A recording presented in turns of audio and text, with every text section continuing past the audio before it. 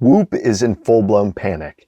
And if you don't know what I'm talking about, I'm going to break it down for you. In March of this year, Whoop was valued at over $10 billion. It's a simple concept. You pay for a subscription, you get a band that looks like this, and then you get some insights into your health that you can analyze on their phone app. Even if you haven't heard of Whoop, you've probably seen them because they do partnerships with the biggest athletes in the world. And so you're probably asking yourself, what could go wrong with a $10 billion valuation and some of the best marketing in the world? Well, everything was going well.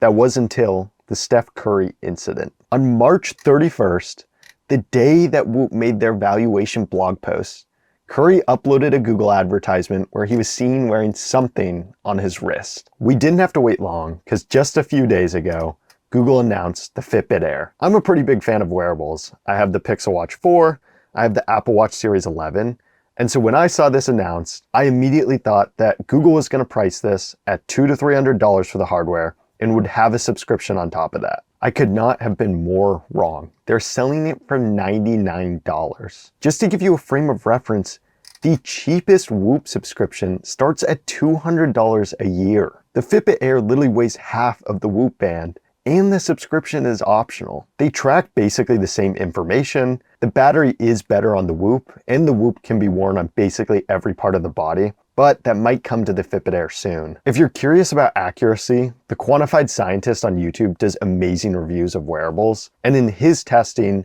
that analyzes both the heart rate tracking and the sleep tracking, he has the Pixel watches and the Whoop strap basically in the exact same area. Since the limiting factor of wearables today is not the hardware, but actually the algorithms behind it, we can infer that it's pretty realistic that the Pixel watches will perform really similarly to the Fitbit Air. It's also important to note that in his testing, he wore the Whoop strap on the bicep, which tends to be more accurate than wearing it on the wrist. It's one thing to talk about the specs, but this comparison is really what surprised me.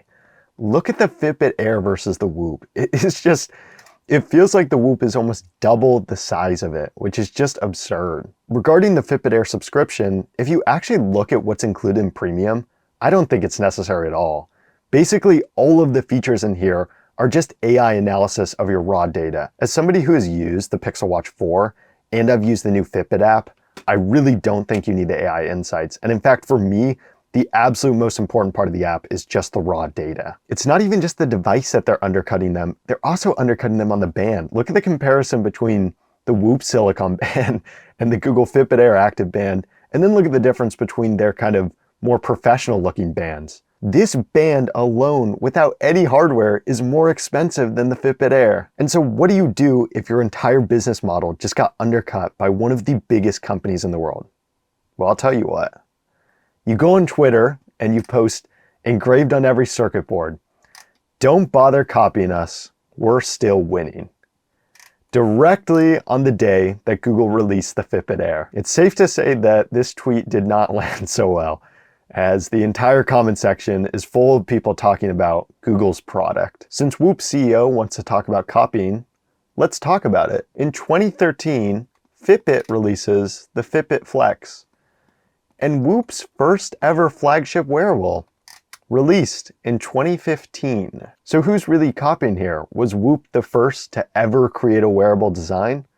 Or maybe did other companies produce wearables before then? Also, if you didn't know, Whoop filed a lawsuit around a month ago against the company Bevel. Ironically, in the lawsuit, they claimed that Bevel copied them.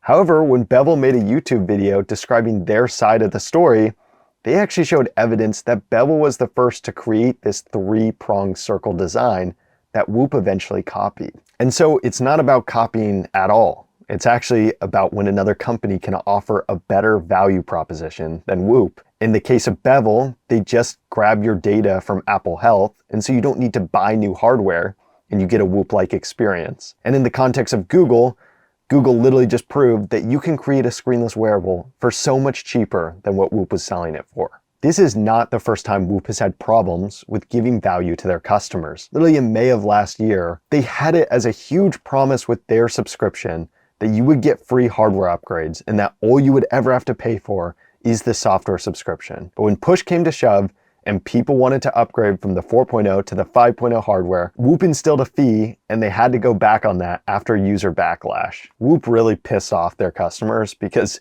if you go to the Whoop subreddit right now, it literally is just a bunch of promotions for the Google Fitbit Air. After the genius response of just saying that every competitor is copying you, Whoop went on their own Reddit and tried to announce all these new updates that are coming to the Whoop to just try and convince people to stay. I'm sure if you ask Whoop, they'll just tell you that this update announcement was fully planned out months in advance, but I don't know, the timing right after the Fitbit Air comes out is just comical. If you haven't researched wearables, you might be a little bit confused why Whoop is so dominant when they had a lot of customers that were really frustrated.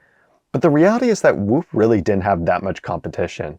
I mean, the main two are the Helio Strap and the Polar Loop, but both these companies don't have the software or algorithmic abilities nowhere close to a company like Google. Unfortunately for Whoop, this year is probably going to get even worse because Garmin's also going to release their screenless band. And imagine that now, once Apple sees how much interest there is in the Fitbit Air, I imagine that they'll have to produce some sort of competitor to get people back in the Apple ecosystem. I've seen some people speculate online that Whoop might try and sell to Apple.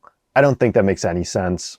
Apple really likes to make everything in-house, and they already have all the sensors for the Apple Watch anyway, so making a screenless band for them, like it was for Google, wouldn't be that challenging. Also, the way that Apple markets is just very different than Whoop. They really don't do the influencer and athletic partnerships. I think what would make much more sense is selling to Amazon. Amazon already has such a developed telehealth ecosystem and they have the Amazon pharmacy, so adding the Whoop strap to that portfolio would make a lot of sense. Amazon actually tried to make a competitor to the Whoop strap, and so I think that Amazon actually does want a screenless wearable inside their portfolio. I'm not sure I've ever seen external panic quite like this, but I guess we'll have to wait and see to what happens with Whoop in the future.